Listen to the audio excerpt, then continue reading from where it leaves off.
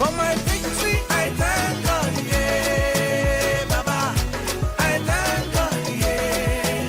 For my business, I thank God, yeah, Baba.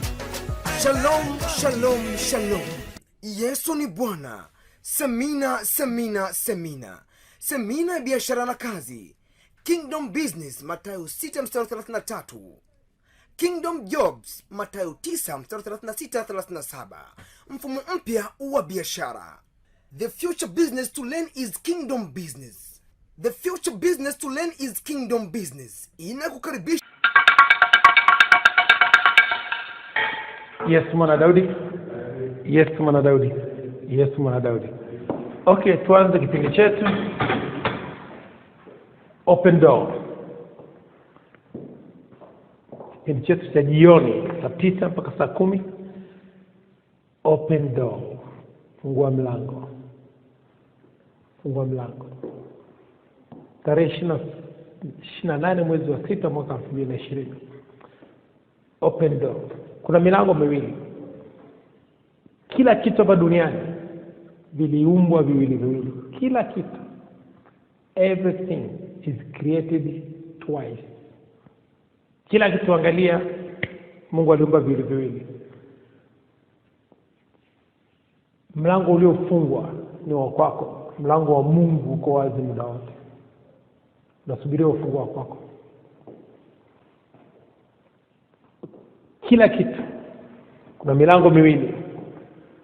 Kuna mlango wa kwako na kuna mlango wa Mungu.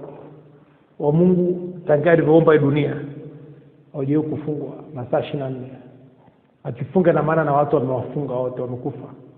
Mlango wa Mungu hajawahi kufunga. Kwamba mlango unasubiriwa kufunguliwa ni mlango wako wewe. Kifungua wanaingia. Mungu anaingia ndani. Anafanya kazi na wewe. Kwa lazima uangalie mlango uliofungwa. Ndivyo maandiko yanasema. Mlango uliofungwa ni wa kwako. Wewe ndio umefunga mlango wa biashara, umefunga mlango wa kazi, umefunga mlango wa huduma, umefunga milango yote. Wewe ndio umefunga wa kwako. Paka utakapofungua. Utakapofungua Mungu anafanya kazi nawe. Ufunuo wa Yohana sura ya 3:20. Ufunuo wa Yohana sura ya 3:20. Neno la Mungu linasema, tazama nasimama mlangoni nabisha, mtu akisikia sauti yangu na akifungua mlango, nitaingia kwake nami nitakula pamoja naye pamoja nami. Ukifungua tu mlango wako, Mungu anakuwa partnership na wewe kwenye biashara, kwenye lile eneo ambalo unalifanyia kazi. Kwamba shida ni kwamba iko kwako. Shida iko kwako, shida iko kwa Mungu. Milango wa Mungu haijafungwa. Milango ya Mungu inafanya kazi masaa 24. Watu wanahudumiwa masaa 24. Kwa hiyo nataka tuangalie namna gani ya kufungua milango. Hebu tuangalie kwenye kitabu cha Korinto wa kwanza sura 16 mstari wa 9. Korinto wa kwanza 16 mstari wa 9, neno la Mungu linasema, kwa maana nimefunguliwa mlango mkubwa wa kufaa sana na wako wengi wanipingao. Mlango ulishafunguliwa, mlango wa Mungu hajawahi kufungwa. Kwa maana nimefunguliwa mlango mkubwa sana wa kufaa, lakini wako wengi wakupingao. Sasa hao wengi na watu gani? Ni mawazo yako, akili yako. Mungu hajawahi kufunga mlango wake. Yeye anasema niko mlangoni nabisha. Amefungua kwake kwa sababu kama kwake ungekuwa umefungwa, asingeweza kutoka kwake akaja kwako. Kwamba ina maana kafungua kwake katoka, yuko kwako. Mlango wake uko wapi? Na Mungu akitoka kwenda mahali popote, afunge mlango. Kwa sababu hakuna mtu anaweza kuingia. Mlango wake ni wa moto. Kwa sasa lazima ujue kabisa kwamba wewe lazima ukae chini, ufungue mipaka yako. Open your borders. Open your borders. Fungua mipaka yako. Paka utakapofanya maamuzi ya kufungua mipaka yako, umruhusu Mungu aingie. Umemwekea Mungu ukuta, fence. Umemwekea Mungu ukuta. Kisha mwekea Mungu ukuta, Mungu alazimishi mtu kwenye jambo lolote. Kumbuka kwa Babilonia walipotaka kujenga ukuta, kujenga mnara, Mungu hakuingia kwenye akili zao, aliingia kwenye kinywa chao. Asema kitu walichoamua hawa watu, kuna mtu anaweza kuwazuia. Mungu alishafanya agano ataingia kwenye akili ya mwanadamu. Kwa hiyo akaingia kwenye kinywa. Kwa hiyo lazima ujue kwamba unahitaji kufungua milango. Open door. Fungua milango. Ndio somo letu la leo. Open door. Fungua mlango. Kwa sababu na mlango unaotakiwa kufungua, ufunguo wa kufungua milango ni imani. Ufunguo wa kufungua mlango wa biashara ni imani. Ufunguo wa kufungua mlango wa kazi ni imani. Ufunguo wa kufungua mlango wa huduma ni imani. Lazima ufungue mlango. Yesu alisema, nitakupa ufunguo, utakachofunga kuna mtu anaweza kufungua. Ufunuo wa Yohana sura 3:7. Ufunuo wa Yohana sura 3:7. Neno la Mungu linasema, haya ndiyo maneno. Anasema na kwa malaika wa kanisa lililoko Philadelphia akamwambia, andika, haya ndiyo anenao yeye aliye mtakatifu, aliye wa kweli, aliye na ufunguo wa Daudi, yeye mwenye kufunga wala hapana afunguaye, naye afunga wala hapana afunguaye, naye ajua matendo yako. Ufunguo wa imani. Ufunguo peke yake Mungu anampa mwanadamu. Kifunga huwezi kumpendeza Mungu pasipo imani. Omba sasa ufunguo wa imani wa kufungua mipaka. Ukipata ufunguo wa imani, kesho unaondoka na kwenda Nairobi. Kesho unaondoka na kwenda South Africa. Kesho unaondoka na kwenda Mwanza, na kwenda Tarangire. Ufunguo wa imani ndio ufunguo kufungua mipaka, kufungua milango. Kufungua milango. Kwamba lazima ujue kabisa unahitaji ufunguo wa imani kwa ajili ya kufungua milango. Tofauti na hapo hakuna. Kuna milango 6 ya fahamu. Na mlango mkubwa kuliko milango yote ni mlango wa imani.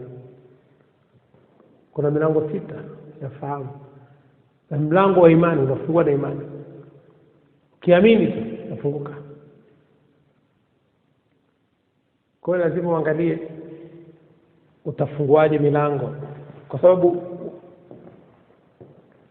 kuna milango 5 ya fahamu, lakini sisi tumeongeza mlango wa 6. Mlango wa 6 ni imani. Mlango wa kwanza ni kuona, kugusa, kunusa, kusikia, kuonja na imani. Ile milango 5 ya fahamu ambayo inaingiza fahamu katika mwili wa mwanadamu. Walisahau kuandika imani. Imani ni mlango wa fahamu. Yaani na maana kuna milango 6 ya fahamu. Imani ni mlango mkubwa sana wa fahamu. Kwamba kuna kushika, mtu akikushika unajua kabisa kwamba kuna kitu umeshika, kuna fahamu zimeingia. Kunusa, hata kama umelala usiku ukapewa chungwa na limao, ukaambiwa nusa, utasema hili ni chungwa, hili ni limao. Kuna fahamu umeingia. Kuna kuona, macho, sight. Ukiona kitu kuna taarifa zinaingia. Kuna kusikia, ukisikia kitu kuna taarifa zinaingia. Kwamba lazima ujue kabisa kwamba kuna hii milango 5 ya fahamu. Kuna kuonja. Na mlango wa 6 ni wafahamu.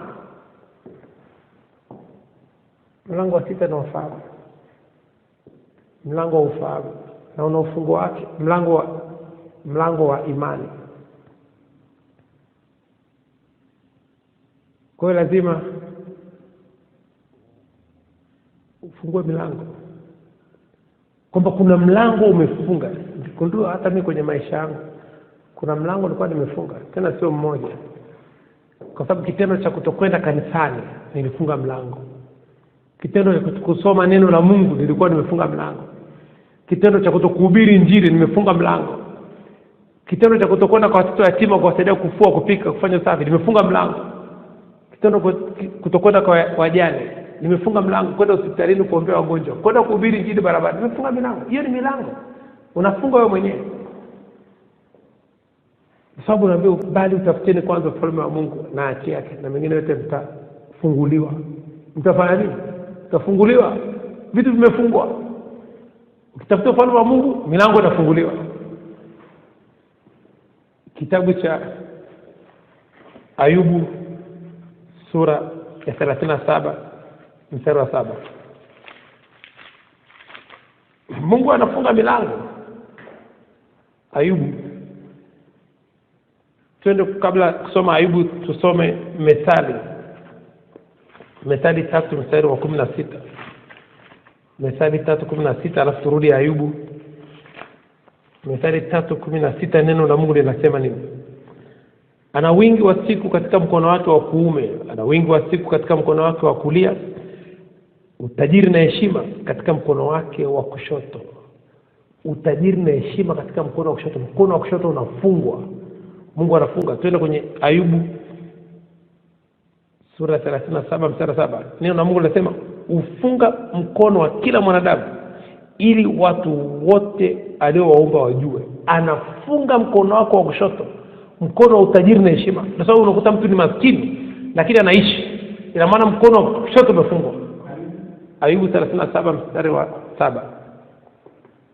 Mungu anafunga mkono wa kushoto wa utajiri na heshima. Unakuta mtu anaishi ndio lakini maskini, mkono umefungwa wa kushoto. Ana wingi wa siku katika mkono wake wa kulia, utajiri na heshima katika mkono wake wa kushoto. Mkono wa kushoto unafungwa. Anasema ufunga mkono wa kila mwanadamu ili watu wote aliowaumba wajue huyu mtu mlango wake umefungwa. Yaani ukimwona mtu maskini, jua mkono wake wa kushoto umefungwa. Watu wote wanajua kabisa huyu mtu ni maskini, mkono wake wa kushoto umefungwa. Watu wote wanajua ni tajiri, mkono wake wa kushoto umefunguliwa. Tuko pamoja? Kwa hiyo sasa lazima ukubali kufungua mlango wako wa mkono wako. Huu mkono una mlango kwa sababu umefungwa. Fungua mkono wa mlango. Kianza kumtumikia Mungu, Mungu anafungua mkono wa kushoto. Kama mtumikie Mungu, afungue. Anafunga watu wote wajue kwamba yeye ndo amefunga. Na kweli watu wanajua huyu mtu ni maskini, Mungu amefunga ule mkono kwa sababu umtumikie Mungu. Kumtumikia anafungua. Utakaa miaka mingapi mkono umefungwa? Utajiri na heshima katika mkono wa kushoto. Mungu anafunga mkono wa kushoto ili usipokee. Unatumia mkono mmoja kutoa na kupokea. Kwa hiyo lazima ujipange. Open doors. Fungua milango, fungua mipaka. Lazima ujitahidi ufungue mipaka. Tofauti na hapo kung'ang'ana kunaendelea. Struggle continue. Mpaka utakapoamua kufungua milango. Anasema niko mlangoni nabisha, atakayesikia sauti yangu akifungua tu mlango nitakula pamoja naye. Atafanya biashara na wewe, atafanya kazi na wewe, atafanya huduma na wewe. Kwa hiyo lazima ujitahidi uanze kumtumikia Mungu. Tofauti na hapo changamoto zinaendelea. Na una muda unao masaa 24. Fungua mlango wa kwanza, Mungu anafungua wa pili. Kwa hiyo lazima upige hatua ya kwanza, Mungu apige hatua ya pili.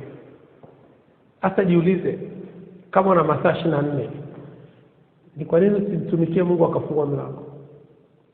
Mlango wake ufungua kwako, kwake uko wapi? Ukimtumikia Mungu, kama umeshindwa kufungua na kufungulia wewe.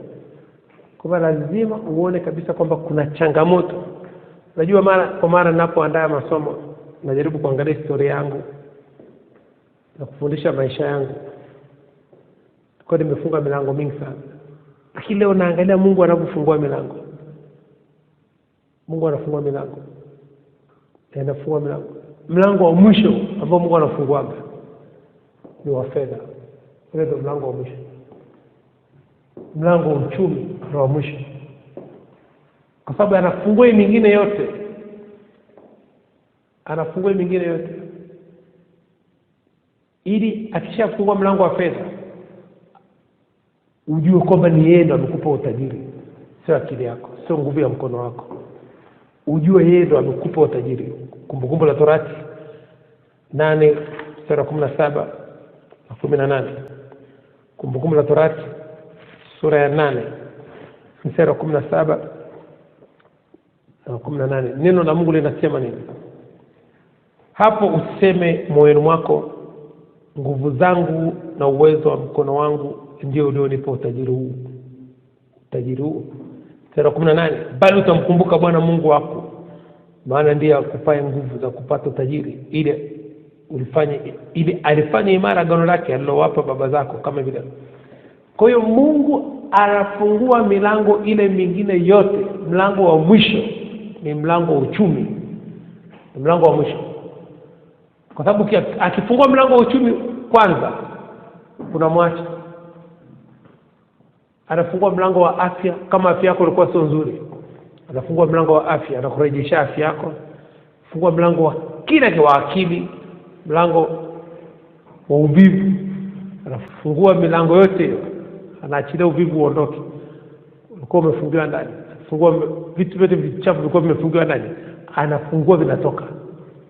Ni kama vile umefungia mnyama ndani, simba, umefungia ndege ndani. Fungua mlango anaondoka. Kwamba Mungu anafungua milango, vitu vitoke vilivyokuwa vichafu ndani. Kwa sababu ile mlango ulikuwa umefungwa kwa ndani, yeye ndo anaweza kufungua akiwa nje au akiwa ndani, ukimtumikia. Mlango wa ulevi anafungua, ulevi unatoka. Mlango wa sigara anafungua, unatoka. Mlango wa ukahaba anafungua, unatoka. Mlango wa wizi anafungua, wizi unatoka. Yaani vitu vimefungiwa ndani kwako. Kumbuka, anakwambia niko mlangoni nabisha. Ukifungua siku yoyote, unapofungua mlango kuna kitu kinatoka nje. Sio kama unanielewa. Ukiwa unafungua mlango kuna kitu unafanya. Hata mlango wa kawaida wa nyumbani kwako, hata kama ni usiku umelala, asubuhi ukafungua mlango wakati unatoka, na kuna kitu kinatoka na wewe. Kiliingiaje kule ndani? Mimi sijui. Kwa Mungu anafungua milango ili vile vitu vya zamani vyote vitoke. Vile vichafu vyote vitoke, anafungua. Anasafisha. Kwa sababu mtu anapotubu, kitubu tu, afungua milango. Na achilia yale maroho yote yanaondoka. Yale vitu machafu yote yanaondoka. Kwa lazima ujitahidi. Anakuambia niko mlangoni. Huo mlango wewe ndio unaweza kufungua tu. Ukifungua kuna kitu kinatoka, yeye anaingia. Ndio sababu ukimpenda mwanamke, unataka kumuoa, umpenda hata kwenye urafiki, unamtoa Mungu na muingiza yeye kwenye moyo wako.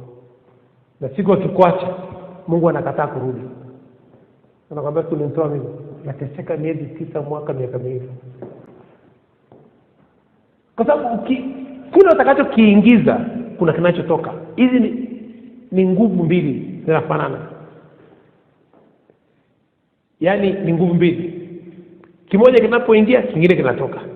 Hakunaga one way traffic. Kuna two way traffic. Kila kitu Mungu aliumba vingapi? Viwili. Kwenye moyo wako. Twende kwenye maandiko ili upate picha kamili. Waebrania sura ya 8 mstari wa 16. Waebrania 8 mstari wa 10. Na tutasoma Waebrania 10 mstari wa 16 pia. Neno la Mungu linasema, maana ili ndilo agano nitakalo agana na nyumba ya Israeli baada ya siku zile, asema Bwana, nitawapa sheria zangu katika nia zao, atawapa sheria zake katika akili zao. Ina maana atatoa zile sheria za zamani za kidunia, ataweka nini? Za kwake. Anasema katika mioyo yao nitaziandika, atafuta zile zilizokuwa, ataandika nyingine za kwake kwenye mioyo yake, nami nitakuwa Mungu kwao, nao watakuwa watu wangu. Kila kitu kiko vile. Kisikia nipo mlangoni nabisha, kifungua tu kuna kitu kinatoka. Tuko pamoja? Usipofungua kile kitu kinabaki na wewe. Tumshukuru Mungu dakika moja, alafu tuendelee na somo letu linasema open door, fungua mlango. Open doors, fungua milango. Tumshukuru Mungu. Baba Jehova, katika jina la uweza la Yesu Kristo wa Nazareth. Baba Jehova, katika jina la uweza la Yesu Kristo wa Nazareth. Baba Jehova, katika jina la uweza la Yesu Kristo wa Nazareth. Mtakatifu, mtakatifu, mtakatifu, Mungu wa Bwana wetu Yesu Kristo, Baba utukufu, Mungu wa Abraham, Isaka na Yakobo, Mungu wa wanafunzi wote wa Kingdom Business Clubship duniani. Baba Jehova, tunasema asante. Mungu wa kila mtu mwenye mwili, kila mtu mwenye pumzi, na msifu Bwana katika jina la uweza la Yesu Kristo Nazareth. Roho Mtakatifu, tunasema asante kwa majira ya saa 9. Tunafurahia na kuyashangilia katika jina la uweza la Yesu Kristo Nazareth. Tunabariki majira ya saa 9 na kuyatakasa kwa damu ya Yesu Kristo Nazareth. Tunabariki majira ya saa 9 na nuru ya Kristo, afya ya Kristo, utajiri wa Kristo. Tunabariki majira ya saa 9 na hekima ya Kristo, ufahamu wa Kristo, maarifa ya Kristo, mafunuo ya Kristo, ujuzi wa Kristo, ubunifu wa Kristo. Tunabariki majira ya saa 9 na upendo wa Kristo, imani ya Kristo, matumaini ya Kristo, uaminifu wa Kristo, amani ya Kristo, furaha ya Kristo, katika jina la uweza la Yesu Kristo wa Nazareth. Roho Mtakatifu, tunasema asante. Tunafungua malango ya saa 9 kwa damu ya Yesu Kristo Nazareth. Tunafungua malango ya kujifunza neno la Kristo. Tunafungua malango ya kujifunza biashara. Tunafungua malango ya akili ya Kristo, fahamu ya Kristo. Tunafungua malango ya afya ya Kristo, nguvu za Kristo. Tunafungua malango ya spidi ya Kristo, ya kufikiri, ya kutafakari, ya kusoma, ya kusikiliza, ya kuandika neno la Kristo, katika jina la uweza la Yesu Kristo wa Nazareth. Roho Mtakatifu, tunasema asante kwa kutusamea maovu yetu yote na kutuponya magonjwa yetu yote kwa damu ya Yesu Kristo wa Nazareth. Kwa maana fadhili za Kristo ni za milele, katika jina la uweza la Yesu Kristo wa Nazareth. Asante Roho Mtakatifu kwa kutuamsha asubuhi ya leo, kwa kutupa pumzi, kutupa afya, kutupa nguvu, kutupa uzima, kutupa akili ya Kristo, kutupa ufahamu wa Kristo, kujitambua, kutupa matumaini ya siku zetu za mwisho, katika jina la uweza la Yesu Kristo wa Nazareth. Roho Mtakatifu, tunasema asante kwa kuwa pamoja nasi majira ya saa 9. Tunakukaribisha uwe mwalimu wetu, utufundishe njia zako, utuoneshe njia zako, utupe akili ya Kristo, tupate ufahamu wa Kristo, utupe akili ya Kristo, tufungue milango, katika jina la uweza la Yesu Kristo tumeomba na kushukuru. Haleluya, amen. Okay, tuendelee na somo letu, open doors, fungua milango, fungua milango, fungua milango, fungua milango. Ndicho kitu ambacho Yesu anasema, niko mlangoni nabisha, atakayesikia sauti yangu na kufungua mlango, nitaingia na kukaa naye na kula naye. Ataingia afanye biashara naye, afanye kazi nawe, awe partnership nawe, kwa sababu anapoingia ndani yako anakuwa partnership. Kwa hiyo sasa swala ni kwamba wewe ndio unatakiwa kufungua mlango, na kumbuka utakapofungua mlango kuna kitu kinatoka. Sasa ni kwa nini hautaki kufungua mlango? Kwa sababu kuna kitu hutaki kitoke, kuna tabia ambayo umeizoea hautaki itoke, ndio sababu hutaki kufungua mlango. Na siku utakapoamua kufungua mlango, watu wengi wanashindwa kujitoa dhabihu, kwamba kile kitu ambacho amekishika, amekikumbatia, hataki kukiachia, kwamba kutokutaka kukiachia, hataki kufungua mlango, hataki kukua kwenda kwenye hatua nyingine kubwa zaidi. Kwa sababu utakapofungua mlango unakwenda kwenye next level, unakwenda kwenye hatua nyingine kubwa zaidi. Na kwenye kufungua mlango kuna maumivu, kuna maumivu, kuna maumivu. Sasa watu wataki kulipa gharama ya kufungua mlango, kwa sababu ukifungua mlango kuna kitu utapoteza. Nataka nikwambie kitu kimoja. Ukiwa umepanda ndege, ukifungua mlango ukiwa kwenye ndege juu, kitu gani kinatokea? Ile ndege inaanguka. Sasa watu wengi hawataki kuanguka, hawataki kufungua mlango. Yuko kwenye ndege anakwenda speed maili 750 kwa saa, hataki kufungua mlango. Unajua kufungua mlango tu hapa ndege inaanguka. Lazima ufungue mlango, kwa sababu kuna vitu vitatoka. Kuna vitu mtu hataki kuachia. Ukiangalia mtu ambaye ni mlevi, hataki kufungua mlango, kwa sababu hataki kuachia pombe. Ile roho haitaki iondoke. Kuna mtu ana uzinzi, roho ya uzinzi, hataki kufungua mlango. Akifungua mlango ile roho ya uzinzi inaondoka. Sasa anabaki nayo. Akili ya mwanadamu imezoea vitu, haitaki kubadilika, inapenda vitu ambavyo vinajirudia. Akili ya mwanadamu inakuwa imesetiwa autopilot, inajiendesha yenyewe kwa vitu vilivyofungiwa kule ndani. Sasa ukibidi uondoe akili yako kwenye autopilot, akili yako inakuwa inafanya kazi manual, na kama gari la gia, unaingiza gia kwa mkono wako, sio automatic. Kwamba lazima uondoke kwenye autopilot uingie kwenye mani, utoke kwenye automatic uingie kwenye mani, ndio maisha yaende vizuri. Kwa sababu kwenye injili automatic haifanyi kazi, autopilot haifanyi kazi. Kwenye injili, kwenye imani usitumie autopilot, kwa sababu imani inabadilika kila saa. Imani ni mabadiliko, inabidi mtu akue, kwa sababu Yesu hakuponyaga watu wote vipofu kwa staili moja, staili mbalimbali, kwa sababu yeye sio autopilot. Leo kuna mtumishi anaweza kupewa ujumbe wa kitu fulani tu, akafanya kile kitu kikatokea mara moja, akafikiria ndo karama Mungu amempa, kumbe alipewa ya siku moja tu, akafanya autopilot. Kila siku anajaribu kufanya kitu kile kile na hakitokei, anakandamiza, anapiga kelele, kumbe haitokei. Kwa sababu gani? Ile kitu ulipewa ujumbe ni kwa mtu mmoja tu, au kupewa uifanye autopilot kwamba ni kitu kitaendelea kuwepo. Yesu hakuwa autopilot kwenye jambo lolote. Yesu alikuwa komani, kila kitu alikuwa anafanya tofauti, kwa sababu Mungu hayuko autopilot. Mungu kila kitu, story ya Mungu ni mpya kila siku, mambo ya Mungu ni mapya. Mungu angelikuwa autopilot au automatic, tungelikuwa fingerprints za mkono wetu wote zinafanana. Hata mnazaliwa wawili mapacha, fingerprints za mkono, alama za vidole nini tofauti, mapigo ya moyo, macho, nini, kila kitu tofauti. Mungu angelikuwa autopilot, pundamilia wote wangelikuwa wanafanana mistari. Kila pundamilia unayemwona ana mstari tofauti, kila mmoja. Mungu sio autopilot. Kompyuta zinatengeneza vitu autopilot, vinarudia kitu hicho hicho. Kompyuta inarudia kitu hicho hicho, Mungu arudi kitu hicho hicho. Hii siku ya leo haijawahi kutokea duniani, tangia dunia imeanza. Hii siku haijawahi kutokea. Hii siku ni tofauti kabisa na siku nyingine zote.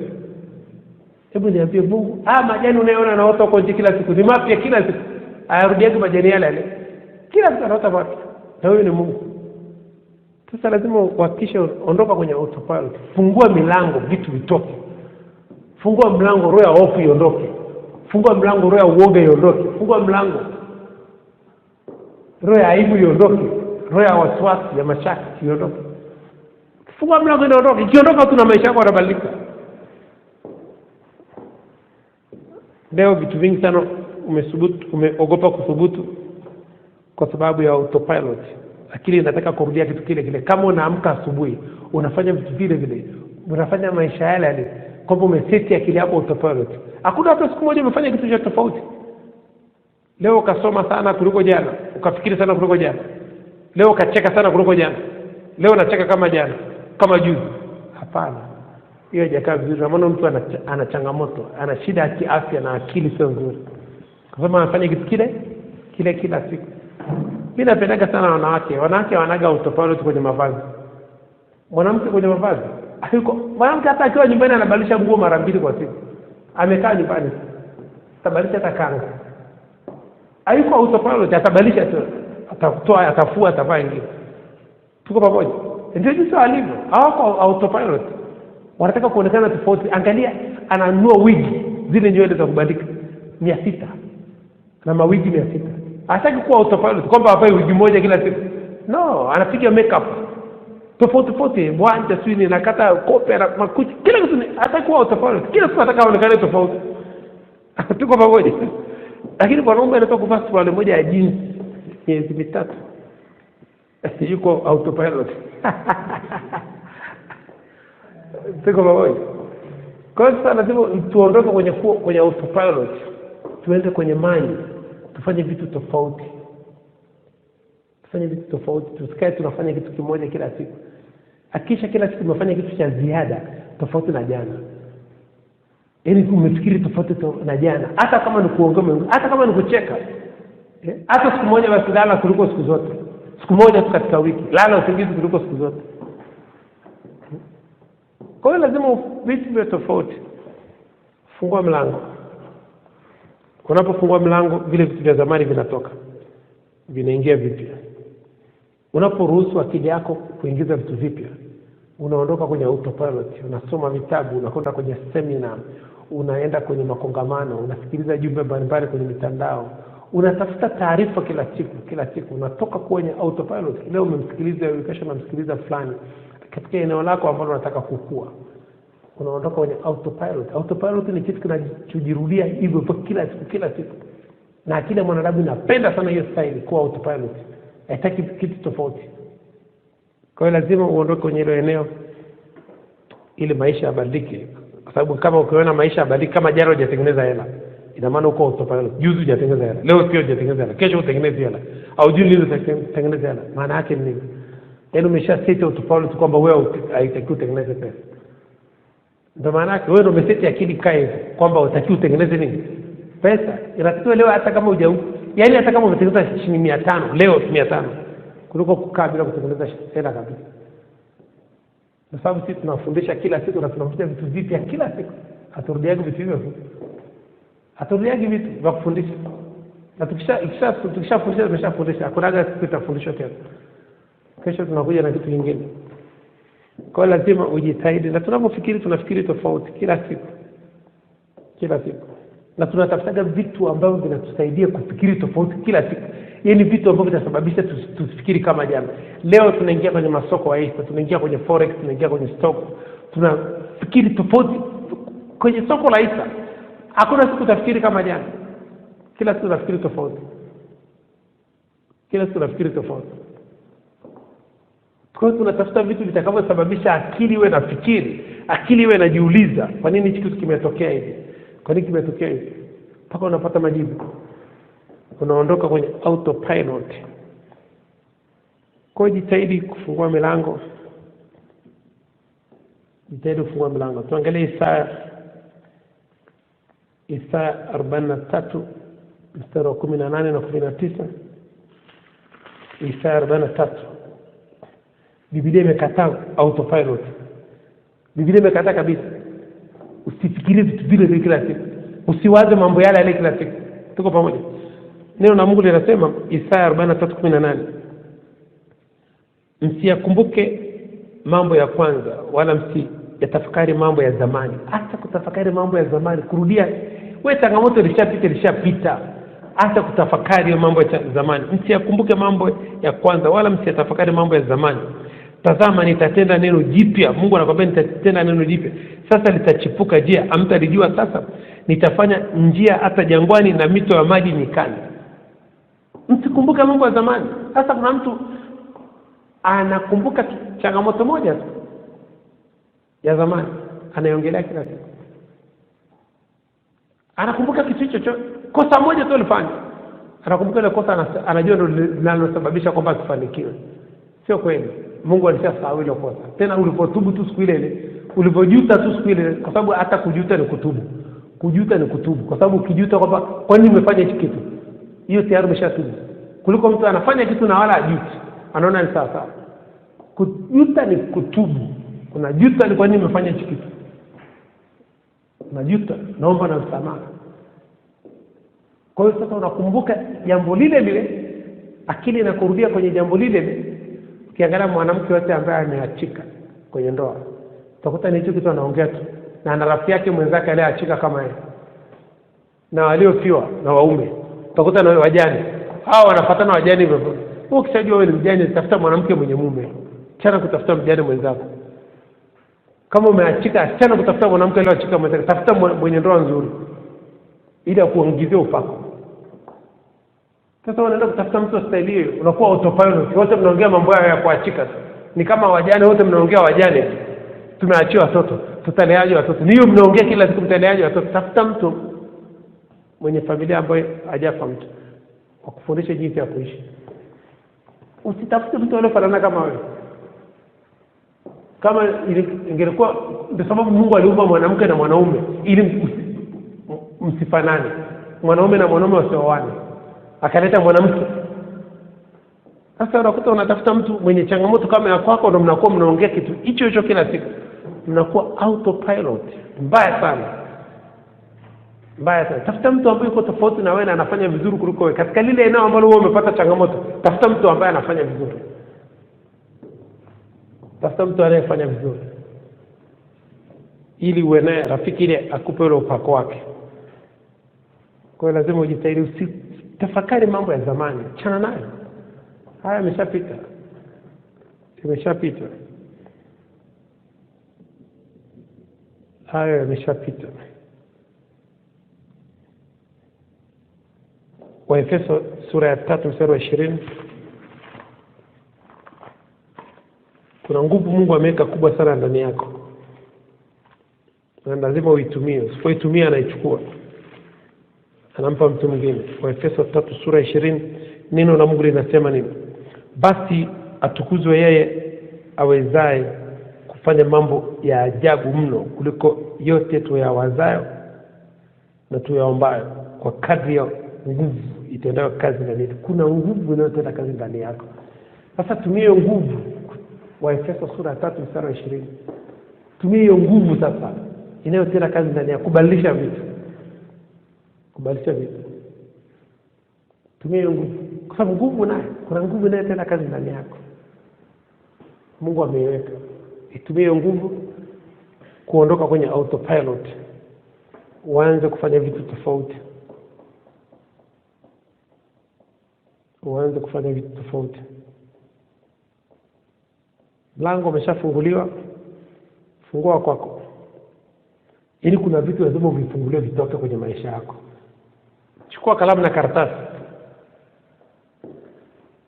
Andika vitu ambavyo umevifungia ndani kwenye moyo wako na kwenye akili yako. Andika namba 1 hofu, namba 2 aibu, namba 3 uoga, namba 4 wasiwasi, namba 5 kushindwa, namba 6 watu. Kuna watu umewafungia kwenye moyo wako. Kuna watu ambao wamefanyaga vitu vibaya, umewaweka kwenye moyo wako. Ina maana umewafungia huko. Wafunguliwe waondoke. Na wengine wameshakufa, wamefia kwenye moyo wako, bado wako kwenye moyo wako. Mtu ameshakufa bado umembeba. Mimi na ndugu yangu mmoja amefiwa na wazazi wake. Kila siku anasemaga mama ndo alifanya nikawa hivi. Mama ndo alifanya nikawa hivi. Na mama ameshakufa. Baba ameshakufa. Sasa bado ana watu waliokufa kwenye nini? Kwenye moyo wake. Watu wengi sana wanatembea na watu waliokufa kwenye mioyo yao. Kuna mtu alirushwa fedha na mtu, na yule mtu akafa. Bado amembeba. Akisha benki kama inamdai mtu akishakufa, deni imeisha. Deni imeisha. Sasa wewe leo kuna mtu amekufa na bado umembeba kwenye moyo wako, na maana unatembea na maiti kwenye moyo wako. Utafanikiwaje na unatembea na watu waliokufa? Unatembea na misukumo kwenye moyo wako baada ya kuachia wala. Sasa watu wengi sana wafanikiwa kwa sababu ya hilo. Kwa sababu kwanza Mungu anamwambia una mtu aliyekufa kwenye moyo wako, muondoe huyo mtu. Kumbuka kuna watu ambao wanataka kufanya matambiko mara kwa mara kwenye makaburi. Kumbuka wanatembea na watu waliokufa kwa nini? Wamemtoa Mungu, anaweka watu waliokufa kwenye moyo wao. Wamemtoa Mungu kwenye moyo, wameweka mtu aliyekufa kwenye moyo wao. Kwa sababu Yesu anasema kwamba atuchangamane na wafu. Na acha wafu wazike nini? Songa mbele. Sasa umebeba watu waliokufa kwenye moyo wako. Akishakufa mtu ameshakufa. Una kitu kingine kuanza, una kitu kingine kukaa kwenye moyo wako. Unajua watu wote ambao wanaweka watu kwenye mioyo yao, hawasomagi vitabu, hawasomagi Biblia, hawatafutaji taarifa. Kwamba ile sehemu ni tupu na haiwezi kukaa tupu. Lazima kitu kikae pale. Ataka yule mtu anakufa pale. Ataka yule mtu unayemdai. Ataka yule mwanamke ulioachana naye. Ataka mtoto alikufa. Mtu amefiwa na mtoto, bado mtoto yuko kwenye moyo wake.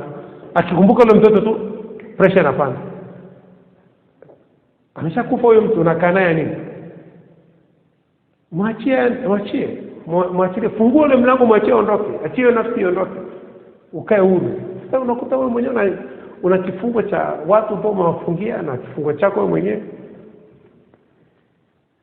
Kwa hiyo lazima ujitahidi ufungue mlango.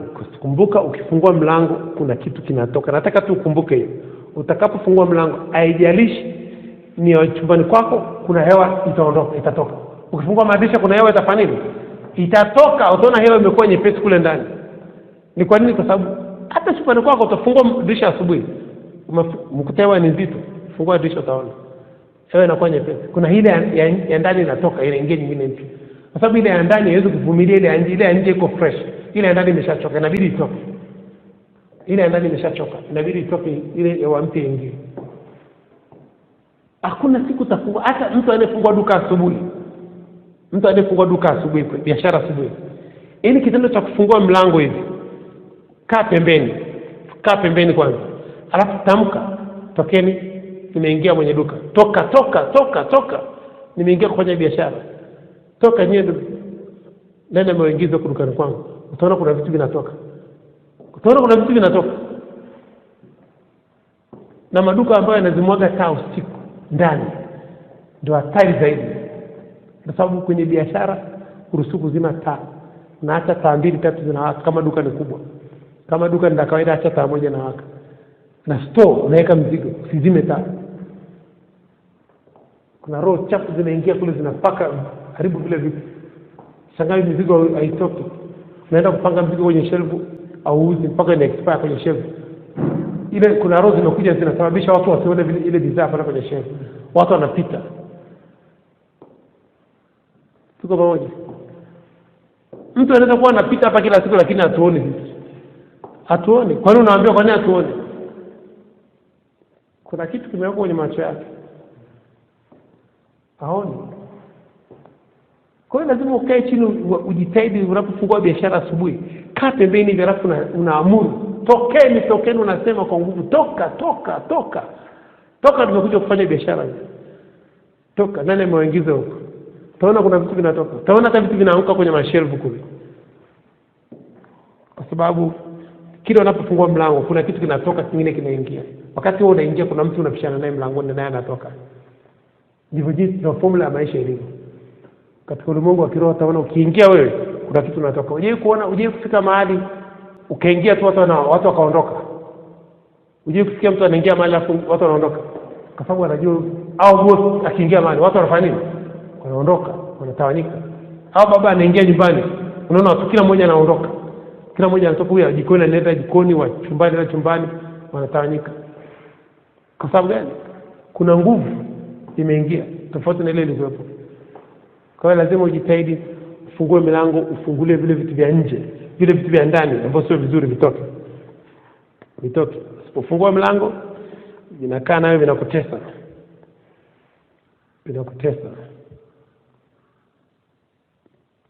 Kwa jitahidi. Na ukiwa na ufunguo wa imani unaweza kufungua milango yote. Ufunguo wa imani ni universal key. Ni ufunguo pekee yake unayofungua mambo yote. Kwa sababu Yesu alisema ukiamini mambo yote yanawezekana. Ukiwa na imani mambo yote, kwa sababu ukiwa na imani ina maana unamwamini Mungu. Kwa sababu imani ziko nyingi, imani ya Kristo. Imani ya Kristo inafungua kila kitu. Ni imani pekee yake ambayo inafufua watu, inaponya watu, inaongeza mikate, inaongeza samaki, unatembea nao kwenye maji. Imani inatembeza mtu juu ya bahari. Hiyo imani ina nguvu sana. Imani inayofufua watu, inamrudishia mtu macho, inamrudishia mtu miguu, mikono. Ukiamini tutarudishia watu mikono. Ukiamini tutafufua watu. Ukiamini tutafungua biashara. Ukiamini tutatembea juu ya maji. Petro aliamini akatembea juu ya maji. Kwa lazima uangalie the key of faith. Inafungua milango yote. Fungua imani, unafungua mlango wa imani. Kwa sababu ukifungua duka, unafungua na mlango wa imani, fungua imani. Fungua imani. Kufungua imani. Wakati unafungua biashara, unatamka maneno. Bwana ndiye mchungaji wangu, sitapungukiwa na wateja katika biashara yangu. Zaburi ya 23 mstari wa 1. Bwana ndiye mchungaji wangu, sitapungukiwa na kiwango cha fedha. Unataja kiwango. Ndio funguo wa imani. Unatamka maneno. Unasema nitabarikiwa niingie hapo na nitokapo. Ni mfunguo wa imani. Hii biashara itakuwa kubwa ya kimataifa. Naweka jina la biashara juu ya makampuni yote duniani. Ni funguo wa imani. Unatamka. Unasema vitu. Tofauti na hapo, usiposema neno wewe, kuna mtu anasemea biashara yako neno baya. Wewe usipotamka kitu, kuna mtu anakutamkia. Tena baya zaidi kuliko. Kukaa kimya ni mbaya sana, kwa sababu lazima utumie ufunguo wa imani. Kwa maana nafungua biashara, tafanya biashara leo. Leo nitauza leo. Leo nitafanya kazi. Leo nahitaji pesa kiasi fulani. Unaita. Unajua kosa lingine ambalo tunafanya, watu wanamuombaga Mungu fedha. Fedha uombi, fedha unaita. Hiyo ndio tofauti. Fedha uombi, fedha unafanya nini? Unaita. Pesa ni nafsi iliyo hai, ni nafsi hai. Pesa ni Bwana na Mungu ni Bwana. Pesa unaita, unamwambia pesa njoo. Kwa unafungua biashara asubuhi, ingia kwenye maombi. Kisha fungua mlango, kiingia na unafunga mlango alafu unaanza kuita pesa. Au unaitia pesa ukiwa nyumbani kwenye biashara yako. Na pesa zinaitwa kuanzia kati ya saa 9 usiku mpaka saa 11 asubuhi, ndio muda wa kuita pesa. Pesa huwezi kuziita mchana. Pesa zinaanzia kwenye giza. Hata madini yanatoka kwenye giza. Hata siku inaanzia kwenye giza. Hata Mungu alipoanza dunia ilikuwa kwenye giza. Akasema na iwe nuru, ikawa nuru. Unaita pesa usiku kuanzia saa 9 usiku mpaka saa 11. Tenga saa moja hapo la kuita pesa. Tenga dakika 30 za kuita pesa. Tenga dakika 15 za kuita pesa kwenye biashara yako. Pesa unaziita, uombi pesa. Unaita, unakuwa unaweza kuelezea ile kiwango cha pesa unachokitaka. Unaandika na kile kiwango cha pesa chini, unaweka kwenye bahasha. Halafu kisha kwenye bahasha kile kiwango cha pesa unaenda kuweka kwenye draw la pesa ambalo unawekea pesa za biashara au kwenye safe ya pesa. Kwamba hizi pesa zinatakiwa zije wapi? Huku kwenye safe. Zinatakiwa zije wapi? Kwenye draw ya pesa. Na ile bahasha kwenye draw ya pesa ambapo umeandika ni shilingi milioni 1, alafu chini lazima useme thank you, useme asante Yesu, nimepokea. Ushukuru kwamba umepokea. Unapoita pesa usifanye maombi ya pesa. Kuita pesa alafu kanyamaza kutukushukuru. Ambia asante, umefika, nimeshakupokea. Karibu katika hii kampuni. Karibu katika hii biashara. Karibu unataja jina lako. Hiyo ni ufunguo wa nini? Wa imani. Pesa unaita, akwambia niite na mimi nitaitikia. Na mimi nitakuonyesha matendo makuu ya ajabu usiyojua. Niite. Angalia, hebu tuangalie Isaya sura ya 6 mstari wa 8. Huyu si Yesu alikuwa wapi? Akasikia sauti. Angalia. Na hiyo pesa, ukiita pesa kwa mfano umeshika damu ya Yesu mkononi, umeingia kwenye duka lako au nyumbani kwako, unamwaga chini alafu unaita pesa. Unamwaga chini alafu unaita pesa. Utaiona pesa. Hayo ni mazoezi tunafanyia kazi na tunaona majibu. Angalia Yesu anasema nini? Isaya sura 6 mstari wa 8. Kisha nikasikia sauti ya Bwana ikisema, ni mtume nani? Naye ni nani atakaye kwenda kwa ajili yetu? Kisha nikasikia sauti ya Bwana. Pesa mahali popote ilipo itasikia sauti yako. Kisha nikasikia sauti ya Bilmush ikasema, niende kwa nani? Mbele njoo kwangu. Naita pesa inaweza kuja kwa njia ya pesa au pesa ya Tigomani, lakini hakika wakati naita pesa umeshafanya kazi ya Mungu. Umeshafanya kazi ya Mungu. Siite pesa kama ufanye kazi ya Mungu, haitakuja. Pesa inaenda kwa mtu anayemtumikia Mungu. Umetoka kwa watoto yatima, umewasaidia kufua, kupika, kufanya usafi, umeenda kutunza mazingira, umeenda hospitalini kuombea wagonjwa, umeenda kuhubiri injili barabarani, umeenda kwa watoto mtaani, umeenda kwenye kazi za kijamii. Na umemchaji Mungu kiasi fulani cha fedha, alafu unaanza kuita pesa.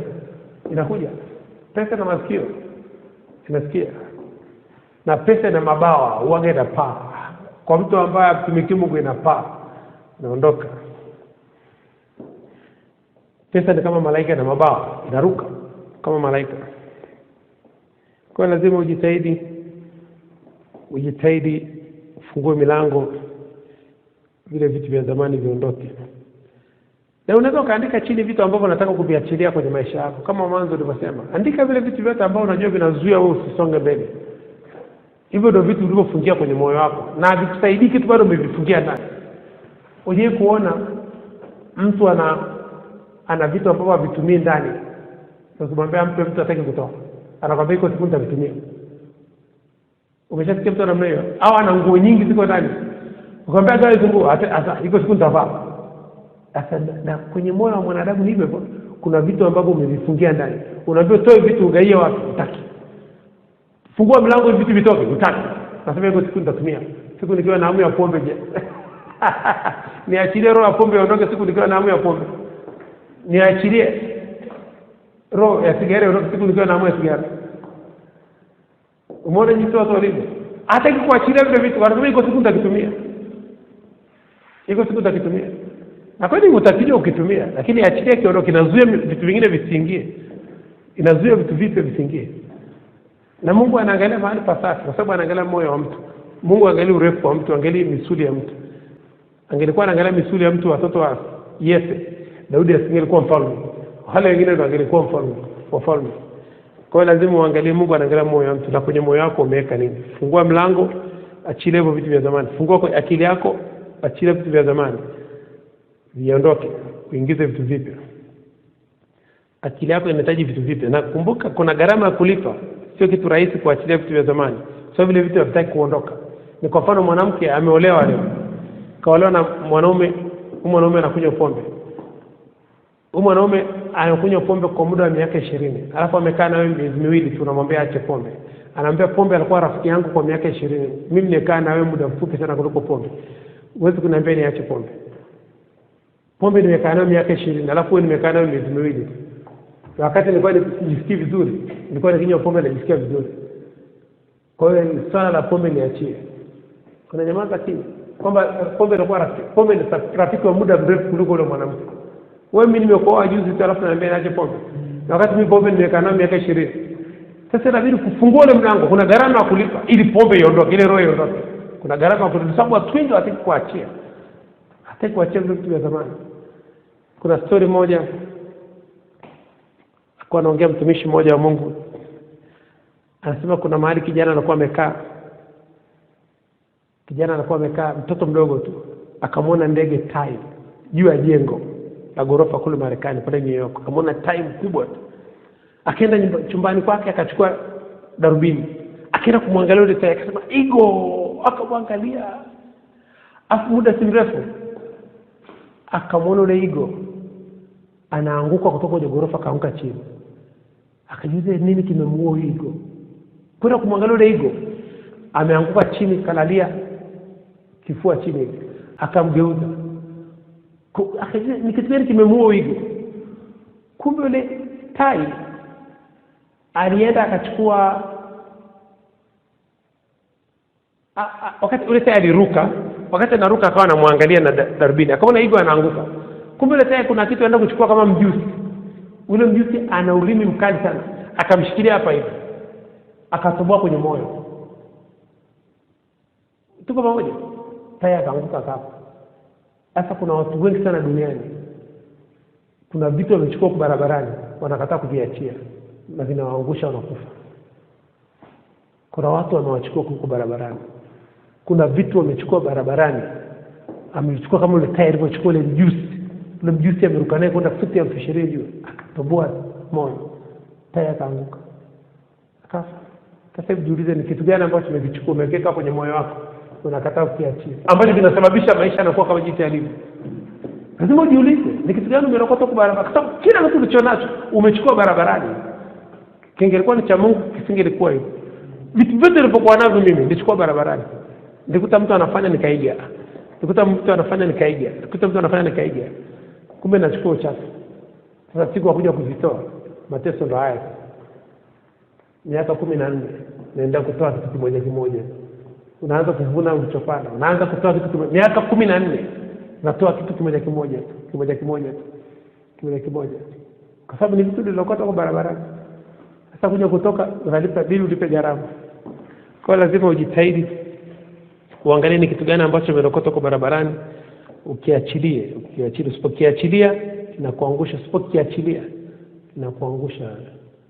If you don't drop it, it will drop you. Kama hujakiachia kitakuangusha. Kwa watu wengi kuna vitu wamebeba kwa barabarani. Beba mwanamke leo anakutesa. Ukutana na rafiki tu kumfanya rafiki yako leo anakutesa. Achilia. Achilia. Ni vizuri kupoteza mtu anayekutesa, kwa sababu Mungu ataleta mtu mwingine mpya. Kuna vitu vya kuvumilia na kuna vitu vya kutumia hekima. Ndoa sio ya kuvumilia, ndoa ni hekima. Hata siku moja ukimwona mtu anavumilia kwenye ndoa hana hekima. Ndoa ni hekima, na ukiwa na hekima ndoa ni rahisi. Lakini kama huna hekima utasikia vumilia tu ndugu yangu. Unakufa ukivumilia. Ukiwa na hekima uvumilie. Hekima ina nguvu, hekima ni ulinzi. Kwa lazima ujitahidi fungua milango vitu vitoke. Kwa dakika 7 tumalize. Kwa somo letu la leo linasema open doors. Fungua milango vitu vitoke vya zamani. Fungulia vitu vitoke vya zamani, vipya viingie. Kwa sababu huwezi kaa na vitu vya zamani muda wote. afu inakutesa. Ni kama vile unakuta mtu barabarani anaomba hela, hapa na kidonda kikubwa, anaonesha kidonda ili apate hela. Hataki kupona, akipona hatapata hela. Kuna mtu kabisa anajua hali anayoishi nayo inampa hela, anataka akae hivyo. Hataki kufungua mlango, anataka kukaa na kile kidonda. Akifungua mlango kidonda kitapona, kidonda kipona hatapata hela. Hataki kulipa gharama ya kukaa bila hela, atafute mbinu nyingine ya kupata fedha, na mbili akae na kidonda. Nenda kwa barabarani tu, watu kama wale siwapi hela hata siku moja. Ni mbaya sana kumpa msaidia mtu kama yule. Mtu kama yule ukitaka mchukue mpeleke hospitalini, njia ya kumsaidia, mpeleke wapi? Usimpe hela hata siku moja. Yule mtu atakao peleka hospitali apone. Na kama sipompeleka hayataki kwenda hospitali, ile ni uchawi. Huwezi kutoa hela kwenye uchawi. Ule ni uchawi. Anatumia uchawi kutafutia pesa. Anafanya mazingaombo kutafutia pesa. Huwezi kumpa mtu pesa kama. Ukitaka kumsaidia, kamletee chakula hotelini, mletee. Mwambie nakuletea chakula ule hapa. Au nakupeleka hospitali. Sikupi hela kesho. Tuna anakataa chakula. Akamwambia mimi sitaki chakula, nataka hela. Huyo ni uchawi, huyo ni mchawi. Mwambie fungue milango ama vitu ondoke. Uwe salama, hataki. Akamwambia utajua kweli na kweli itakuweka nini? Huru. Hataki kweli. Nataka kuwa kifungoni. Kwa hiyo sasa kuna vitu ambavyo watu wamefungia kwenye mioyo yao. Hataki kuviachilia. Wewe jiulize, chukua kalamu na karatasi, uandike chini vitu ambavyo umevifungia ndani. Ukishaweza kufungua milango inatoka. Nakumbuka nilienda Sri Lanka, mwenyeji wangu akanipeleka sokoni. Kuna sehemu kuna njiwa wamefungiwa kwenye viota. Njiwa wengi sana. Sasa wale Wahindi wanaamini kwamba wakwambia bwana umekuja kwenye nchi kutaka mambo yako yafanikiwe, biashara zako zinakuleta mafanikio, uwe huru. Twende sokoni. Tunanunua njiwa, halafu wafungulie wale njiwa waondoke. Wawe huru na wewe uwe huru. Basi nikafungua. Sasa kipindi mimi sina imani nilionayo leo. Ningelikuwa na imani nilionayo leo, jamani nimeenda India, hiyo maombi ningelipiga hapo. Ningelipiga maombi pale, yani paka la Wahindi waseme huyu jamani, sababu hiyo maneno tunatamka hapo. Na ningelinunua njiwa, hata nilinunua njiwa $5. Nikawaachia. Kanaambia sasa uko huru sasa. Twende kwenye biashara yako. Usikie, aina bana. So mbona hiyo imani hiyo? Hiyo imani ni babu kubwa. Imekaa vizuri kwamba njiwa wamefungiwa kwenye cage. Wamefungiwa kwenye viota. Njiwa hatakiwa afungiwe, anatakiwa awe nini? Huru. Kwamba ili wewe uwe huru, waachilie hao huru. Nikanunua kwa $5. Nikawaachilia. Sasa sikuwa na hiyo akili ndio leo. Leo ningelitamka maneno ya kisawa. Leo na unajua kutosha. Leo na maneno ya kutosha. Kwa hiyo niende mahali kuna njiwa, nanunua na waachilia. Tamka alishika ule njiwa, nikimtamkia maneno anakuja na majibu. Kumbuka njiwa wakati Yesu alitoka kubatizwa tu maji. Njiwa alishuka kwenye kama kwenye bega lake. Njiwa ni ndege ambao Mungu anampenda sana. Njiwa ukimwachilia tu huru, unabarikiwa. Njiwa anaishi na wanadamu, njiwa wanasikia. Wanaongea kama watu. Wanaongea na njiwa. Njiwa ni mfano wa Roho Mtakatifu. Sababu njiwa anaga fujo na mtu. Wala anaga kelele wala apigana na mtu. Ukimfukuza kama amekaa hapa chini, ataruka upande wa pili, upande wa kushoto. Ukimfukuza upande wa kushoto ataruka upande wa kulia. Ukimfukuza upande wa kulia atarudi katikati. Ukimfukuza katikati ataruka juu ya bati. Atarudi chini. Ukimfukuza tena anaondoka moja kwa moja. Anakupa fursa, chances. Anakwambia niache, mimi nimekuja kukuokoa. Usinifukuze. Akimbii kama ndege wengine. Ukimfukuza upande hapo katikati anakimbia kushoto. Ukimfukuza kushoto anaenda kulia. Ukimfukuza kulia arudi katikati. Katikati anaenda juu kwenye bati, anarudi chini. Ukimfukuza tena anaondoka moja kwa moja. Anakwambia mimi nimekuja kukuletea baraka, alafu unakuja kunifukuza mimi. Kwa hiyo nachoamini kuna vitu ambavyo umevifungia ndani kwenye moyo wako, kwenye akili yako, utaki kuviachia. Kwa sababu Yesu anasema kwenye Isaya pale, tusome Waebrania sura ya 10:16. Tulisoma 8, ile andiko linafanana lakini turudie tu. Waebrania 10:16, neno la Mungu linasema nini? Neno la Mungu linasema ili ni agano nitakalo agana nao, ili ni agano nitakalo agana nao baada ya siku zile, asema Bwana. Nitatia sheria zangu mioyoni mwao, na katika nia zao nitaziandika. Atafuta kile kilichoandikwa kule cha zamani, ataandika cha kwake. Atafuta kilichoko kwenye mioyo yao, ataweka cha kwake.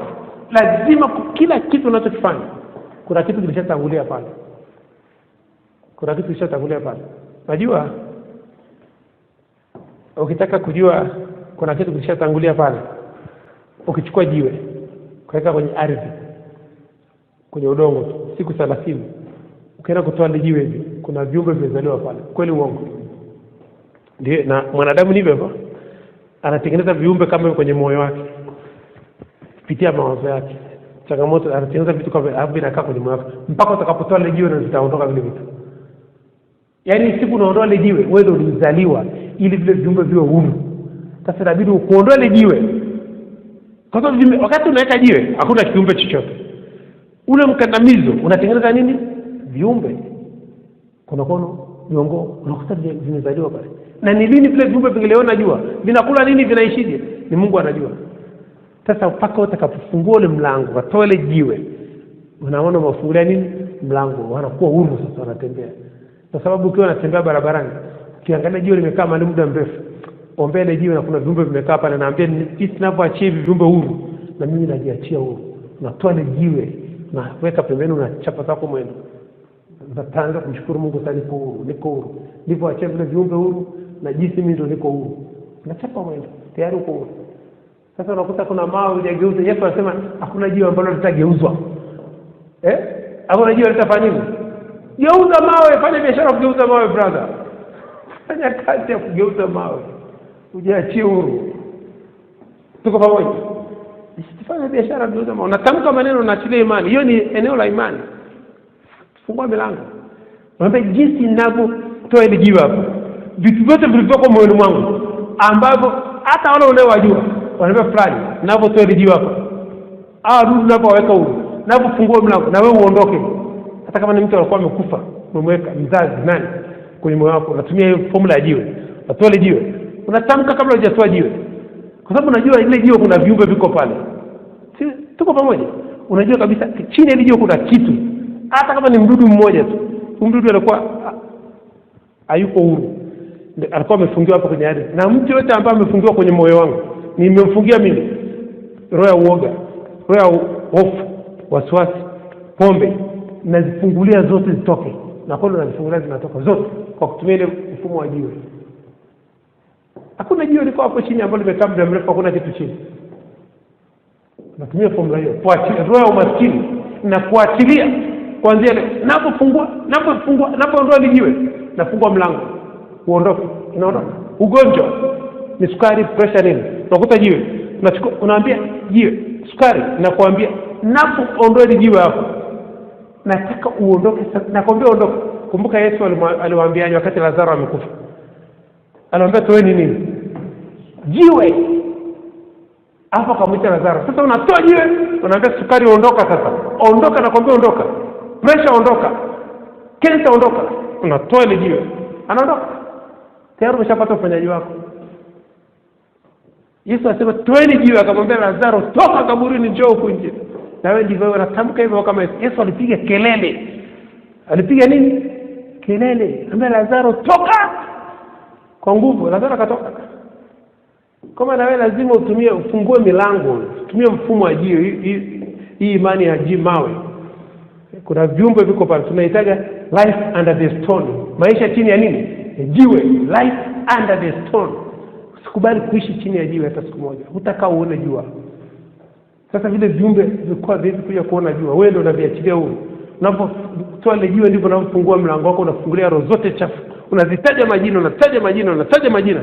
Roho ya uvivu, usingizi, roho ya umaskini, roho ya magonjwa, roho ya nini? Achilia, ombe toka. Ile roho inaondoka. Hizo roho zote zinaondoka. Basi watumishi wa Mungu, kwa muda wangu umeisha, saa 10:03. Ningependa kuendelea lakini muda sio rafiki. Somo letu la leo linasema nini? Open door. Fungua milango. Open borders. Fungua mipaka. Open borders. Kufungua mipaka. Mpaka wewe mwenyewe utafungua. Lazima ufanye kitendo cha imani. Cha kufungua nini? Nimekwambia kule Wahindi wanatoa, unafungulia na nini? Njiwa ingine nimekupa ya kwangu. Ya jiwe. Tuko pamoja? Njiwa unaweza usipate, lakini mawe yako kila mahali. Kweli bongo. Geuza mawe. Hakika hakuna jiwe utaleta limegeuzwa. Na unatamka. Unapoweka vile viumbe huru, na unajiachia huru. Unapoweka vile viumbe huru, ndivyo nafungulia zile roho zote chafu ziondoke. Kwa sababu zile roho zimekataa kuondoka. Sasa Mungu anaangalia kwa imani hii ya huyu mtu amegeuza jiwe na achilie roho. Kwa sababu lazima ufanye kitu kinachofanana na kile kitu ambacho unataka kiondoke. Lazima vitu vinafanana. Ukitaka pesa lazima uwe umeshika hela mkononi unafanya maombi. Ukitaka damu ya Yesu lazima umeshika kitu, maji, fruto umeshika mkononi. Ukitaka mwili wa Yesu lazima umeshika mkate, umeshika ugali, umeshika chapati, umeshika kiazi, umeshika muhogo. Tuko pamoja? Kitu kinafanana kile kitu tunachofanya unachokiombea. Sasa ile jiwe unaombea, ile jiwe unapotamka kuachia huru, kuna viumbe viko pale ambao ni vitu viko moyoni mwako. Vyote vichafu unageuza ile jiwe. Naambia na waweka huru, na mimi nawaambia unataja vile vilivyoko moyoni mwako. 1 2 3 4, pengine unakuwa umeandika hapo unasoma. Nawaambia ondokeni, nimeshawaachilia huru. Toka mmenitesa miaka mingi. Inaondoka vyote. Mungu anatafuta kama Yesu angelichukua vumbi akabadilisha kuwa damu yake au mchanga, ingewezekana? Isingewezekana brother. Isingewezekana. Angelichukua mawe aseme kwamba hii ni damu yangu. Kuna damu ya jiwe? Hakuna jiwe linaga damu. Alichukua kitu kinafanana na damu, maji au sukari au maji au chai au soda au fruto, kitu cha kimiminika kama damu. Akachukua mkate, akasema mkate ni kama mwili. Mkate kama nyama, akasema hii ni mwili wangu. Lazima na ufanye kitu kinachofanana na kile kitu unachokiombea. Na maisha yanabadilika. Fanya kwa imani. Unajua kuna mahali kifika. Kumbuka wakati Yakobo amepata shida sana, akaweka nadhiri na Mungu. Akamwambia jiwe hili liloshika, jiwe hili nitakujengea nyumba yako. Itakuwa nyumba ya Mungu. Ameshika jiwe tu akasema itakuwa nini? Nyumba inajengwa na nini? Na mawe na mchanga. Kweli uongo? Jiwe hili nitakujengea nyumba. Alishika jiwe. Nani usiku anatoka barabarani kalokota jiwe tu barabarani kalokota, sema jiwe hilo liloshika itakuwa nyumba yako. Utamjengea Mungu nyumba. Sasa leo lazima ufanye kitendo cha imani kinacholingana na changamoto unayopitia. Tuko pamoja. Mtu anahitaji mtoto. Inabidi wakati anafanya maombi ameshika nguo za nini? Za mtoto. Ni mwanamke anataka mume, ananunua shati au tai au mkanda. Tuko pamoja. Kitu cha ambacho ni cha asili ya nini ya mwanaume? Cha kile kitu anachokiombea. Sasa leo wewe unaomba nini? Hiyo kufungua vitu katika moyo wako. Kiasi na katika akili yako. Tumia njiwa, waachie huru, geuza mawe, vile viumbe vya asili vitembee huru. Full stop. Na maisha yanasonga mbele. Tuko pamoja. Kwa ufahamu mimi nimemaliza. Nashukuru sana. Tunamshukuru Mungu kwa dakika chache, alafu tumalize. Asanteni, Mungu awabariki sana.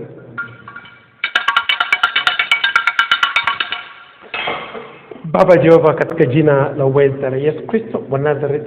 Baba Jehova, katika jina la uweza la Yesu Kristo wa Nazareth. Baba Jehova, katika jina la uweza la Yesu Kristo wa Nazareth. Mtakatifu Mungu wa Bwana wetu Yesu Kristo, Baba mtukufu, Mungu wa Abraham, Isaka na Yakobo, Mungu wa wanafunzi wa Kingdom Business Clubship duniani. Baba Jehova, tunasema asante. Mungu wa kila mtu mwenye pumzi, kila mtu mwenye mwili, na msifu Bwana katika jina la uweza la Yesu Kristo wa Nazareth. Roho Mtakatifu, tunasema asante. Kwa majira saa 10 tunafurahia na kushangilia katika jina la uweza la Yesu Kristo wa Nazareth. Asante Roho Mtakatifu kwa siku mpya leo uliyoifanya kwa ajili yetu, tunafurahia na kushangilia katika jina la uweza la Yesu Kristo wa Nazareth. Roho Mtakatifu, tunasema asante kwa mwaka 2019, mwaka 2020, mwaka 2100. Asante kwa mwezi wa 5, asante kwa mwezi wa 6, asante kwa mwezi wa 7. Asante Roho Mtakatifu kwa tarehe 28 ya mwezi wa 5 mwaka 2020. Asante Roho Mtakatifu kwa tarehe 28 ya mwezi wa 6 mwaka 2020. Asante kwa tarehe 28 ya mwezi wa 7 mwaka 2020. Asante kwa tarehe 28 ya mwezi wa 6 mwaka 2100, katika jina la uweza la Yesu Kristo wa Nazareth. Roho Mtakatifu, tunasema asante. Asante kwa siku ya jana, asante kwa siku ya leo, asante kwa siku ya kesho. Asante kwa somo la jana, asante kwa somo la leo, asante kwa somo la kesho. Asante Roho Mtakatifu kwa hekima ya jana, asante kwa hekima ya leo, asante kwa hekima ya kesho. Asante kwa maarifa ya jana, asante kwa maarifa ya leo, asante kwa maarifa ya kesho. Asante kwa mafunuo ya jana, asante kwa mafunuo ya leo, asante kwa mafunuo ya kesho. Asante Roho Mtakatifu kwa ufahamu wa jana, asante kwa ufahamu wa leo, asante kwa ufahamu wa kesho. Asante kwa upendo wa jana, asante kwa upendo wa leo, asante kwa upendo wa kesho. Asante kwa furaha ya jana, asante kwa furaha ya leo, asante kwa furaha ya kesho. Asante kwa amani ya jana, asante kwa amani ya leo, asante kwa amani ya kesho. Asante kwa majira ya saa 9, asante kwa majira ya saa 10, asante kwa majira ya saa 11. Roho Mtakatifu tunabariki haya majira ya saa 10 na kuyatakasa kwa damu ya Yesu Kristo Nazareth. Tunabariki majira ya saa 10 na nuru ya Kristo, afya ya Kristo, utajiri wa Kristo katika jina la uweza la Yesu Kristo Nazareth. Tunabariki majira ya saa 10 na hekima ya Kristo, ufahamu wa Kristo, maarifa ya Kristo, mafunuo ya Kristo, ujuzi wa Kristo, ubunifu wa Kristo, roho njema ya Kristo na roho kumcha Bwana ya Kristo katika jina la uweza la Yesu Kristo Nazareth. Roho Mtakatifu tunasema asante, pokea sifa, pokea utukufu, pokea heshima, pokea shukrani zetu. Tunabariki majira ya saa 10 na upendo wa Kristo, imani ya Kristo, tumaini la Kristo, uaminifu wa Kristo, furaha ya Kristo, amani ya Kristo katika jina la uweza la Yesu Kristo Nazareth. Tunafungua malango ya saa 10 kwa damu ya Yesu Kristo Nazareth. Tunafungua malango ya akili ya Kristo, malango ya ufahamu wa Kristo. Tunafungua malango ya kujifunza neno la Kristo, kujifunza biashara katika jina la uweza la Yesu Kristo Nazareth. Tunafungua malango ya afya ya Kristo, nguvu za Kristo. Tunafungua malango ya spidi ya Kristo, ya kufikiri, ya kutafakari neno la Kristo, kusoma neno la Kristo, kusikiliza neno la Kristo, kuandika neno la Kristo katika jina la uweza la Yesu Kristo Nazareth. Roho Mtakatifu tunasema asante, pokea sifa, pokea utukufu, pokea heshima, pokea shukrani zetu. Asante Roho Mtakatifu kwa kutufungulia malango ya hekima ya Kristo, ufahamu wa Kristo, maarifa ya Kristo, mafunuo ya Kristo, ujuzi wa Kristo, ubunifu wa Kristo. Asante Roho Mtakatifu kwa kutufungulia malango ya kazi, malango ya biashara, malango ya huduma, malango ya wanafunzi wa Kristo katika huduma, wateja wa Kristo katika biashara. Asante Roho Mtakatifu kwa kutufungulia malango ya usaidizi wa maono yetu, usaidizi wa ndoto zetu. Asante Roho Mtakatifu kwa kutufungulia malango ya nuru ya Kristo, afya ya Kristo, utajiri wa Kristo katika jina la uweza la Yesu Kristo Nazareth. Asante Roho Mtakatifu kwa kutufungulia malango ya neema ya Kristo, ujasiri wa Kristo, kibali cha Kristo mbele ya Mungu na mbele ya wanadamu, miujiza ya Kristo, ishara na maajabu katika jina la uweza la Yesu Kristo Nazareth. Asante Roho Mtakatifu kwa kutuamsha asubuhi ya leo, kwa kutupa pumzi, kutupa afya, kutupa nguvu, kutupa uzima, kutupa akili ya Kristo, kutupa ufahamu wa Kristo, kujitambua katika jina la uweza la Yesu Kristo Nazareth. Hakuna kama Jehova, hakuna kama Yesu Kristo Nazareth, hakuna kama Roho Mtakatifu. Wewe ndio Mungu wa miungu, Baba wa baba, mfalme wa wafalme, wewe ndio mwanzo na mwisho.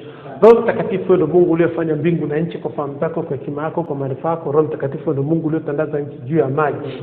Roho Mtakatifu ndio Mungu uliyefanya mianga mikubwa, jua litawale mchana, mwezi na nyota zitawale usiku. Roho Mtakatifu ndio Mungu igawa bahari ya Shamu, ukawavumisha wana wa Israeli katikati yake katika jina la uweza la Yesu Kristo Nazareth. Roho Mtakatifu ndio Mungu ulioongoza wana wa Israeli jangwani, ukakipa kila kiumbe chakula chake. Roho Mtakatifu ndio Mungu ulioua wazaliwa wa kwanza wa Misri kwa uwa wafalme mashauri.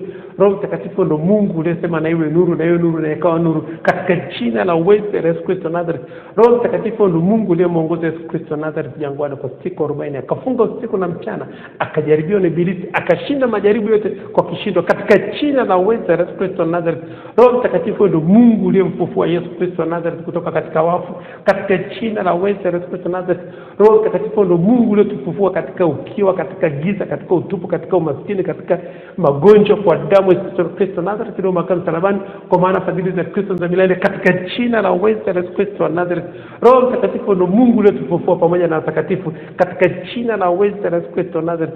Roho Mtakatifu ndio Mungu uliyotusamea maovu yetu yote, ukatuponya na magonjwa yetu yote kwa damu ya Yesu Kristo Nazareth ndio makao msalabani. Roho Mtakatifu ndio Mungu uliyotusamea madeni yetu yote ya kiroho na ya kimwili kwa damu ya Yesu Kristo Nazareth ndio makao msalabani, kwa maana fadhili za Kristo za milele katika jina la uweza la Yesu Kristo Nazareth.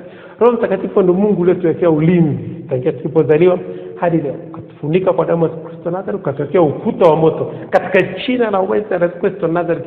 Roho Mtakatifu ndio Mungu wa Bwana wetu Yesu Kristo, Baba mtukufu, Mungu wa Abrahamu, Isaka na Yakobo. Unastahili sifa, unastahili hekima, unastahili nguvu, unastahili uwezo, unastahili kuabudiwa, unastahili shukrani, unastahili utukufu, unastahili heshima, unastahili baraka, unastahili utajiri katika jina la uweza la Yesu Kristo Nazareth. Roho Mtakatifu tunasema asante. Pokea sifa, pokea utukufu, pokea heshima, pokea shukrani zetu. Asante Roho Mtakatifu kwa kujibu maombi yetu. Tunaamini na tumepokea katika jina la uweza la Yesu Kristo Nazareth. Asante Roho Mtakatifu. Nakuja mbele yako, nasema asante Roho Mtakatifu kwa ajili ya watumishi wako walioko mahali hapa na wanaotusikiliza kupitia njia ya mtandao. Neno lako linasema, abarikiwa yeye asomaye na kusikiliza maneno ya unabii na kuyashika yaliyoandikwa humo, kwa maana wakati karibu. Roho Mtakatifu, watumishi wako walioko mahali hapa na wanaotusikiliza kupitia njia ya mtandao wametoa muda wao kusikiliza neno lako, kusoma neno lako, kuandika neno lako.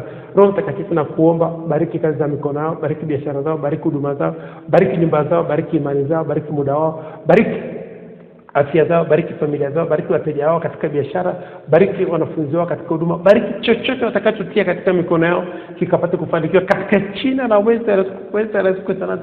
Roho Mtakatifu, bariki mbegu walizoshika katika mikono yao, zigeuze ziwe mikate katika jina la Yesu Kristo. Roho Mtakatifu, geuza mbegu walizoshika katika mikono yao ziwe biashara katika jina la Yesu Kristo. Roho Mtakatifu, geuza mbegu walizoshika katika mikono yao ziwe kazi, ziwe huduma katika jina la Yesu Kristo. Roho Mtakatifu, tunasema asante. Pokea sifa, pokea utukufu, pokea heshima, pokea shukrani. Asante Roho Mtakatifu kwa kujibu maombi yetu. Tunaamini na tunapokea katika jina la Yesu Kristo. Asante Roho Mtakatifu. Roho Mtakatifu, nakukaribisha tena katika majira saa 11, saa 10 uwe mwalimu wetu. Tufundishe njia zako, utuonyeshe njia zako. Karibu Roho Mtakatifu, katika jina la Yesu Kristo tumeomba na kushukuru. Haleluya. Amen. Tutaenda kwenye sala ya toba dakika moja. Tutasema Yesu mwana Daudi mara 3. Nikisema jina langu bila mwisho unasema jina lako. Turudia maneno. Yesu mwana Daudi. Yesu mwana Daudi. Yesu mwana Daudi. Mimi bila mwisho. Naomba nirehemu. Naomba nirehemu. Naomba nirehemu. Unisamehe makosa yangu yote. Unisamehe maovu yangu yote. Unisamehe dhambi zangu zote. Uniponye na magonjwa yangu yote. Unisafishe kwa damu yako takatifu. Kuanzia leo ninakiri nimekuwa kiumbe kipya, ya kale yamepita. Futa jina langu kwenye kitabu cha mauti, andika jina langu katika kitabu cha uzima. Asante Mungu kwa kunipenda. Asante Yesu Kristo wa Nazareth kwa kuniokoa. Asante Roho Mtakatifu kwa kunifundisha. Asante malaika wa Mungu kwa kunilinda, katika jina la Yesu Kristo wa Nazareth. Haleluya. Amen. Tarudia maneno. Nikisema jina langu bila mwisho unasema jina lako. Turudia maneno. Hakika miujiza ya Kristo, ishara na maajabu zitanifuata mimi bila mwisho siku zote za maisha yangu, na nitakaa nyumbani mwa Bwana milele na milele. Haleluya. Amen. Tajirika na muda, tumia muda kibiashara. Asanteni, Mungu awabariki sana. For my victory, I thank God, yeah, Baba. I thank God, yeah. For my business, I thank God, yeah, Baba. I thank God, yeah. For my wifey, I thank God, yeah, Baba. I thank God, yeah. For my baby, I thank God, yeah, Baba. I thank God, yeah. I remember before, people they ask me who are you. I remember before, people they ask me where are you. But today, brother, them people they ask me how are you. But today, people they tell me how are you. For promotion,